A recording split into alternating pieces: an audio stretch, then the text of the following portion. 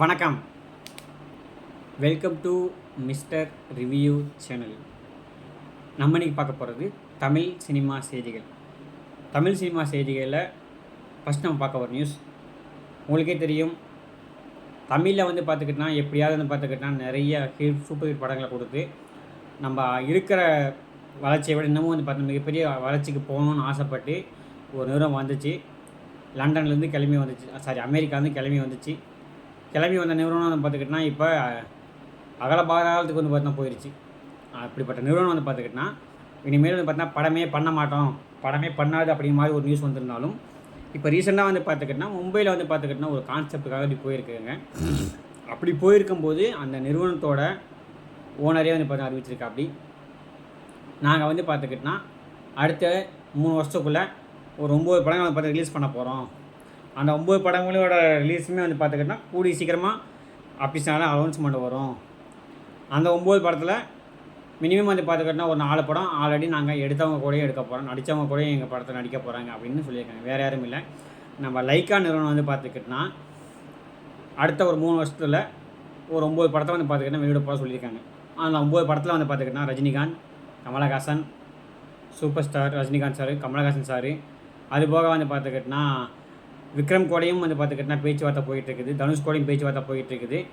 இதுக்கடையில் பார்த்துக்கிட்டோன்னா actor Simbu அவரையும் பார்த்துக்கிட்டோன்னா வச்சு ஒரு அப்ரோச் பண்ணியிருக்காங்க. அதுவும் பார்த்துக்கிட்டோன்னா கூடிய சீக்கிரம் பார்த்து நடக்கும் அப்படிமா சொல்லியிருக்காங்க.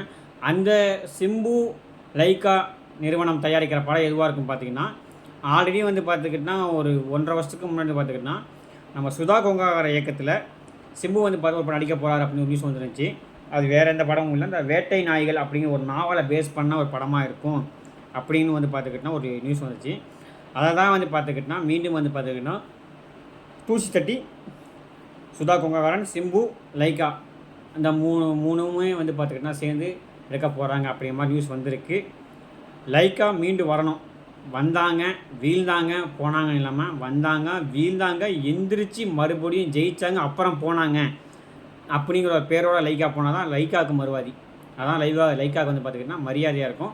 அதான் பார்த்தா லைக்காவோட கெத்துன்னு சொல்லலாம். அந்த அளவுக்கு பார்த்தா லைக்கா பார்த்துக்கிட்டோன்னா அடிபட்டுருக்குது. அதனால் கண்டிப்பாக லைக்கா பார்த்தா இன்னமும் பார்த்துக்கிட்டோன்னா அடிபட்டு கீழே விழுந்தாலும் தனக்கு பார்த்துக்கிட்டோன்னா இன்னமும் பார்த்தீங்கன்னா ரத்தத்தில் பார்த்துக்கிட்டோன்னா உறுதி இருக்குது, குருதி இருக்குது, நான் பார்த்தீங்கன்னா சோறு அடைய மாட்டேன் அப்படின்றத காட்டுற மாதிரி அடுத்த அந்த 9 படத்தில் மினிமம் 5 படம் ஹிட் ஆனாலே லைக்கா பார்த்தா இங்கேயே போயிடும். அதுக்கு பார்த்திங்கன்னா நம்ம மனமார வாழ்த்துவோம். லைக்கா we will get back soon, நாங்கள் கண்டிப்பாக போட்டிருப்போம். அடுத்து பார்த்துக்கிட்டோன்னா உங்களுக்கே தெரியும், நடிகர் சிம்புவோட அடுத்த படம் பார்த்துக்கிட்டோன்னா SR 49 தான். அந்த 49ல் பார்த்திங்கன்னா அஃபிஷியலாகவே பார்த்துக்கிட்டோன்னா சந்தானம் இருக்கா, அப்படி ஆக்டர் கையாளில் ஒவ்வொரு இருக்காங்க. அதுபோக பார்த்திங்கன்னா இசையமைப்பாளராக சாய் அபிங்கரும் இருக்காங்க.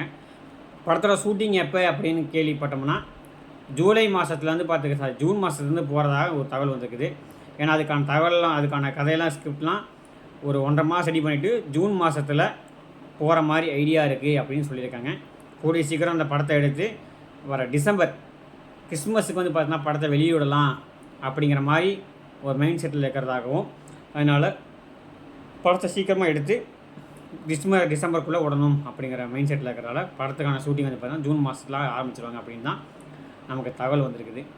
அதுக்கு அடுத்த நியூஸாக பார்த்துக்கிட்டோன்னா உங்களுக்கே தெரியும், கமலஹாசன் சார் பார்த்துக்கிட்டோன்னா புதுசாக பார்த்துக்கிட்டோன்னா நிறைய கொண்டாடுவோம். அப்படி அவரோட டெக்னாலஜி பார்த்துக்கிட்டோன்னா தமிழ் திரைக்கு பார்த்தா புதுசாக வரும்.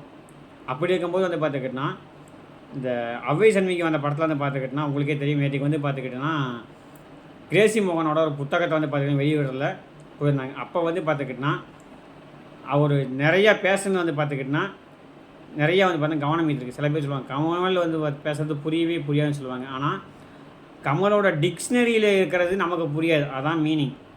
அவரோட டிக்ஷனரியில் எழுதப்பட்ட வேர்டு பார்த்தா நமக்கு புரியாது. அவர் சுத்தமான தமிழில் தூய தமிழில் பேசுவோம். அப்படி இன்றைக்கி இருக்க காலகட்டத்தில் பார்த்துக்கிட்டோன்னா அப்பான்னு சொன்னாவே பார்த்துக்கிட்டோன்னா அப்பாவா யார் அது, ஆத்தாவா அது யாருன்னு கேட்குறாங்க இன்றைக்கி இருக்க தூக்கிய கிட்ஸ். அப்படிங்கும்போது அவரோட சுத்தமான தமிழை பார்த்து சில பேருக்கு புரியாது.